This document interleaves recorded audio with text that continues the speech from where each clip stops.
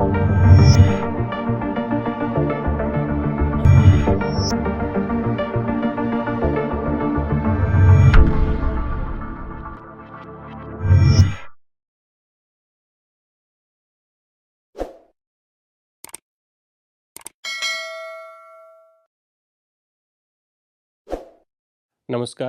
मैं doctor Alok Chauhan, assistant professor and convener of geography, Vardhman Mahaveer open university Kota.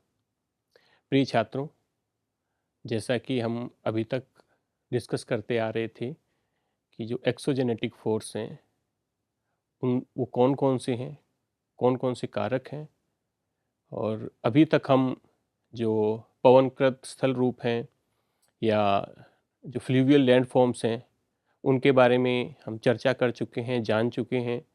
इसी क्रम में आज हम चर्चा करते हैं सागरीय तरंगों से निर्मित स्थलाकृतियों की, यानी कि landforms developed by sea waves. जो हमारा आज का लेक्चर है, हमारी चर्चा है, इसका उद्देश्य है कि हम और आप ये जानें कि सागरीय तरंगें किस प्रकार अपरदन करती हैं और अपरदित पदार्थ का परिवहन किस प्रकार होता है, इन निक्षेपण की प्रक्रिया किस प्रकार पूर्ण होती है।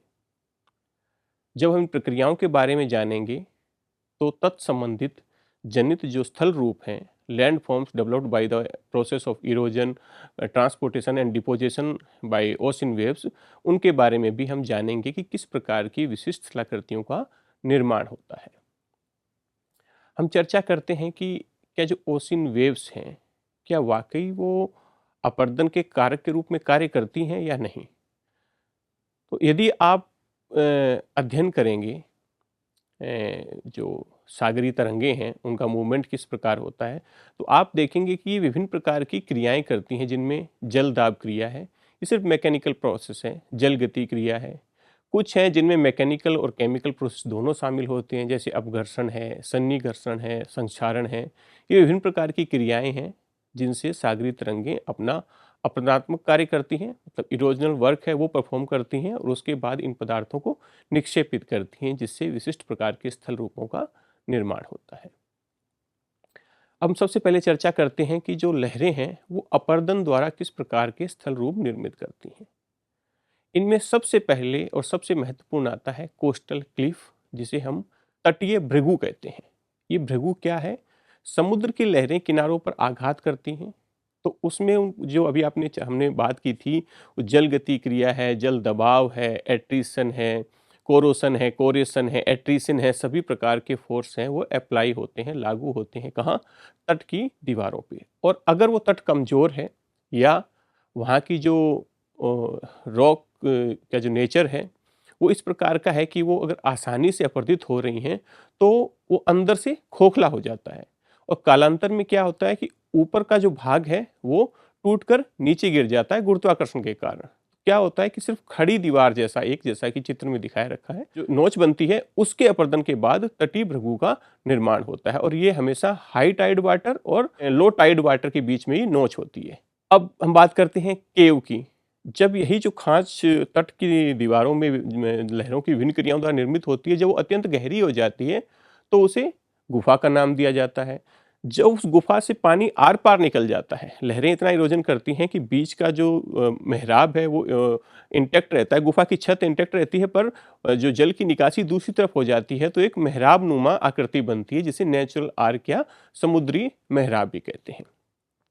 अब इसी क्रम में जो अगला स्थल रूप है वो वात छिद्र है। इसमें क्या होता है कि मेहराब, जो अभी हमने बताया था, जो मेहराब बनता है ज्वार के समय, सुनामी लहरों के समय पानी के दबाव से छत में एक छिद्र बन जाता है, और इस छिद्र में से बहुत तेजी से हवा और पानी निकलती है और बहुत तेज आवाज होती है। इस प्रकार के छिद्रों को वात छिद्र कहते हैं। तो मैंने इसी क्रम में अरेंज किए हैं ताकि आप इनको अपरदन की मात्रा या कह सकते हैं तीव्रता, इंटेंसिटी, और इनके क्रमिक विकास के रूप में आपको इनको समझ सकें कि कैसे नोच है, केव है, नेचुरल आर्क है, ब्लो आउट है, इनका निर्माण किस प्रकार होता है। अब ये देखिए, इनका आरेखी निरूपण है, किस प्रकार जो नोच है उसके नोच के आसपास की जो तट है वो गायब हो गया है और सिर्फ एक कॉलम के रूप में स्टैक खड़ा हुआ दिखाई दे रहा है। इसी तरीके आप देखिए कि केव का निर्माण हुआ है, और जब केव से जब जो समुद्र तटीय लहरें हैं उन्होंने आर पार इरोजन कर दिया है, तो आर्क का भी निर्माण हुआ है, जिसे मेहराब हम कहते हैं। अब अगली आकृति क्या है? भू आकृति, स्थलाकृति, खिसकता भृगु। अभी हमने बात की थी कि जो क्लिफ है वो जैसे जैसे इरोजन होता जाता है तट से पीछे की तरफ खिसकता जाता है, तो इसको कहते हैं खिसकता है भृगु। आज यहाँ है और इरोजन होगा तो ये जगह फ्लैट हो जाएगी, भृगु पीछे चला जाएगा, तो इसे कहते हैं शिफ्टिंग क्लिफ। अब अगला महत्वपूर्ण जो स्थल रूप है वो वेव कट प्लेटफॉर्म। ये जो क्लिफ बनता है फिर क्लिफ शिफ्ट होता है, इस कंटिन्यूस प्रोसेस में क्या होता है, एक प्लेटफॉर्म बनता जाता है। आज क्लिफ यहाँ था, इरोजन से डिस्ट्रॉय हो गया, फिर पीछे बना, इस तरीके से एक प्लेटफॉर्म बनता है जिसको कहा जाता है वेव कट प्लेटफॉर्म या तरंग घर्षित चबूतरा कहते हैं। ये देखिए किस तरीके से वेव कट प्लेटफॉर्म बन रहा है। आप इनिशियल सरफेस देखिए और उसके बाद नोच है, वहाँ अपर्दन से वो पीछे खसकता रहा और वेव कट प्लेटफॉर्म ये देखिए आप नीचे की तरफ बन रहा है। तो ये प्रक्रिया है कि किस तरीके से नोच से वेव कट प्लेटफॉर्म का निर्माण होता है।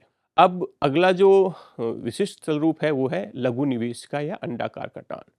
क्या है, कोमल और कठोर चट्टानें अगर तट पे अल्टरनेट हैं या नज़दीक नज़दीक हैं तो जाहिर सी बात है कि जो कोमल चट्टान होगी कट जाएगी, पर जो कठोर चट्टान है वो नहीं कटेगी। कोमल चट्टानों के मध्य से जल प्रवाहित होता है और वहाँ तरंगे अपनी क्रिया से केव बनाती हैं, कटोरे नुमा या कहीं अर्धगोलाकार आकृति होती है जिसे केव्स कहते हैं। अगली आकृति है खाड़ियाँ एवं समुद्राभिमुख कगार, बेज एंड पोरोमोट्रीज। ये क्या है कि तटीय भागों में जहाँ कोमल एवं कठोर चट्टानों के स्तर क्रमबद्ध रूप में पाए जाते हैं, वहाँ जैसे हम डिस्कस करते हैं कोमल चट्टान कट जाती है परंतु कठोर चट्टान दूर तक खड़ी रहती है और वो स्पष्ट दिखाई देती है, इसे हम कहते हैं समुद्राभिमुख कगार। ये उसी तरह की प्रोसेस है जिस तरह की अभी हमने बताया था कि कैसे जो शिफ्टिंग क्लिफ है किस तरीके से बनती है, उसी तरीके से ये हमारा पैरामोनोटरीज है या समुद्राभिमुख कगार है। ये देखिए एक ही आरेख में सभी प्रकार के जो स्थल रूप हैं वो दिखाने का प्रयास किया है कि एक स्टैक है, उसके बाद किस तरीके से अधिक अपर्दन से नेचुरल आर्क बना है, किस तरीके से केव्स बन रही हैं, बे किस तरीके से बन रही हैं, ये प्रोग्रेशन है। और ज़रूरी नहीं है कि हर जो स्थल रूप है इस प्रोग्रेशन से गुजरे। कई बार ऐसा होता है कि डायरेक्ट ही केव बन सकती है या सिर्फ मेहराब रह सकता है, पर आइडियली ऐसा है कि ये जो इंटेंसिटी है इरोजन की उसके अकॉर्डिंग ये लैंडफॉर्म सीक्वेंसली डेवलप होते हैं। ये देखिए अभी हमने चर्चा की थी को जो कठोर चट्टान है वो अपने स्थान पर यथावत है एवं जो मुलायम चट्टान है उसके बीच में ये कोव का निर्माण हुआ है। ये तो बात की हमने जो समुद्री लहरों का अपर्दन है उससे निर्मित स्थल रूपों की। अब हम बात करते हैं इनके निक्षेप से कौन से स्थल रूप बनते हैं।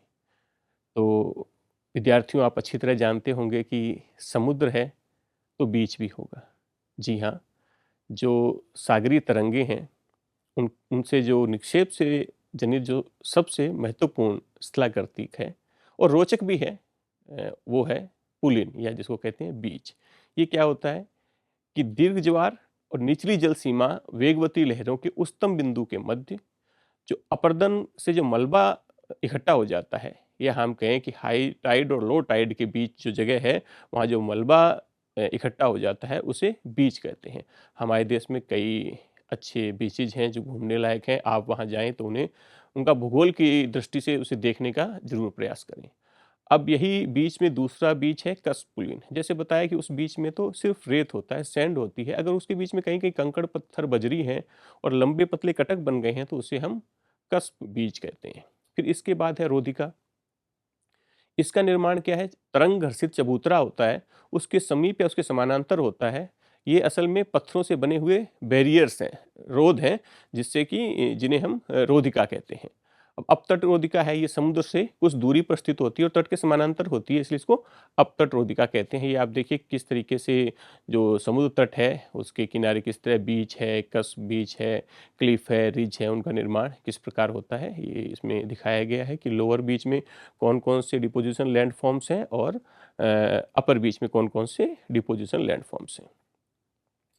अब एक है कोस्टल बार, जैसे जो अब तट रोधिका थी उसी क्रम में लगभग उसी प्रक्रिया से तटीय रोधिका बनती है।